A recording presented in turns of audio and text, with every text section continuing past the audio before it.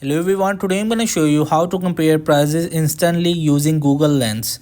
So I will be on my iOS device and you will be just open the App Store, and if you are using the Android, and you will be just open the Play Store. So you will just find this one Google, this one application, and simply just tap on it, open.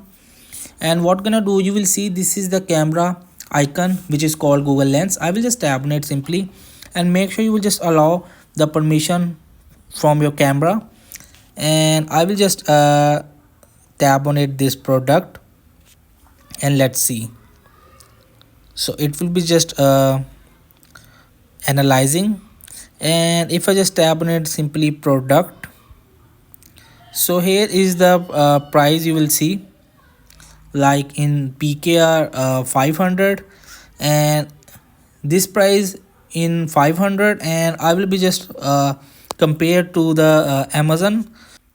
So in this way you will just have to analyze the compare prices instantly using Google Lens.